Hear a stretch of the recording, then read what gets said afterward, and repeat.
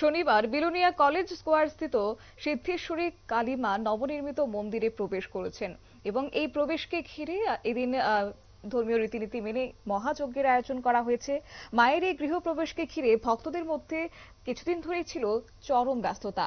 মন্দির প্রাঙ্গণকে রং তুলি এবং আলোকসজ্জায় সাজিয়ে তোলা হয়েছে।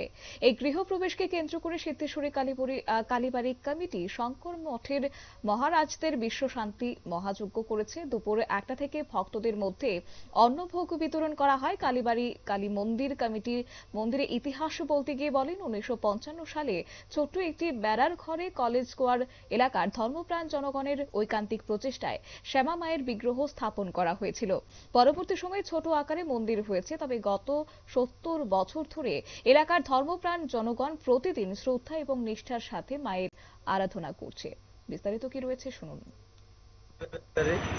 এই কালীবাড়ির যাত্রা শুরু হয়েছিল প্রায় 1955 ইংরেজির আগে।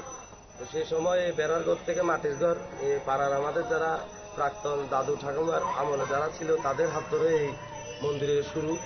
এই মন্দির আজকে গুটি গুটি পায়ে 2025 সাল অব্দি প্রায় 70 বছর অতিক্রম করেছে। এটা এই পাড়া থেকে শুরু করে সমস্ত এলাকাবাসী সকলের অর্থানুকূল্য এবং সাহায্যের ফলে এই আজকে আমরা পুরান মন্দির থেকে ধীরে ধীরে আজকে নতুন মন্দির দাঁড় করাতে পেরেছি।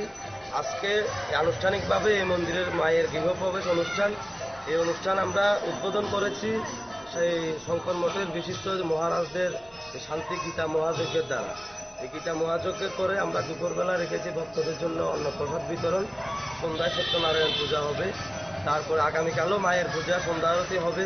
20 তারিখ শুভ দীপাবলি, এই উপলক্ষে আমরা সন্ধ্যায় বস্ত্র বিতরণ কর্মসূচি রেখেছি এবং তারপর 7টা থেকে সকলের জন্য আমরা মহাপ্রসাদের ব্যবস্থা রেখেছি। সকল এলাকাবাসী, ভক্ত, আপামর জনসাধারণকে আমরা সিদ্ধেশ্বরী কালীবাড়ির পক্ষ থেকে আমন্ত্রণ জানাচ্ছি, আপনারা আসুন আমাদের এই মন্দিরে এসে গীতার যজ্ঞ।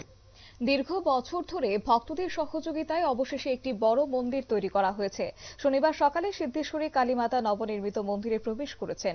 আগামী 3 দিন ধরে মন্দিরে পূজার্চনা চলবে এবং মন্দির কমিটির পক্ষ থেকে দুস্থদের মধ্যে বস্ত্র বিতরণ করা হবে।